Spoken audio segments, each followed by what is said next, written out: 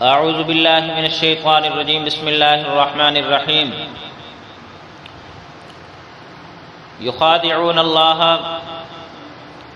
دھوکہ دیتے ہیں اللہ کو، والذین آمنوا، اور وہ لوگ جو ایمان لائے، جو لوگ ایمان لائے، وما یخدعون الا انفسہم، اور نہیں دھوکہ دیتے مگر اپنی ذات کو، الا انفسہم، مگر اپنی ذات کو، وما یشعرون،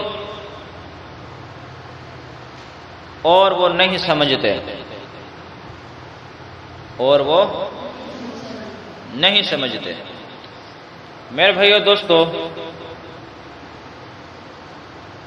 اس آیت میں بھی منافقین کا ذکر ہو رہا ہے، اس آیت میں بھی منافقین کا ذکر ہو رہا ہے۔ یخادعون، وہ دھوکہ بازی کرتے ہیں۔ یہ لفظ خدع سے بنا ہے۔ کس سے بنا ہے؟ خدع سے بنا ہے۔ اس کا معنی ہے کہ دل میں بری بات چھپانا۔ اس کا معنی کیا ہے؟ کہ دل میں بری بات چھپانا اور بظاہر اچھا بن کر دکھانا،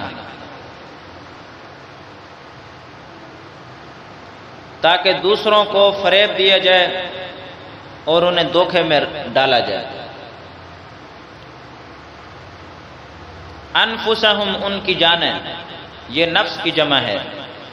اس سے مراد ہے اپنی ذات۔ اس سے مراد کیا ہے؟ اپنی ذات۔ وما یشعرون، وہ نہیں سمجھتے۔ یہ لفظ شعور سے بنا ہے۔ شعور عربی زبان میں بوجھنے کو کہتے ہیں۔ یہاں اس سے مراد اندرونی احساس ہے۔ اس سے مراد کیا ہے؟ اندرونی احساس۔ مقصد یہ ہے وہ خود فریب میں مبتلا ہے مگر اپنی حماقت کی انہیں خبر نہیں۔ پچھلے بیان میں منافقین کی آپ کو باتیں بتائی گئی تھیں۔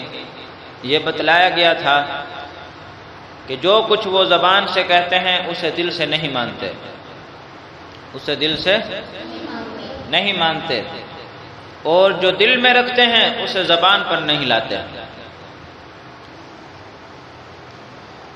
وہ صرف مسلمانوں سے فائدہ حاصل کرنے کی خاطر یا ان کی پکڑ سے بچنے کے لیے اپنے آپ کو مسلمان کہتے ہیں۔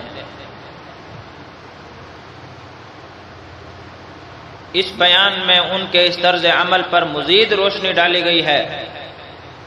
وہ کفر کے علاوہ فریب اور دھوکہ کا جرم بھی کر رہے ہیں۔ سچائی کی مخالفت کرتے کرتے ان کی جرت اس قدر بڑھ جاتی ہے کہ اپنے خیال میں اللہ کو بھی دھوکہ دینے لگتے ہیں۔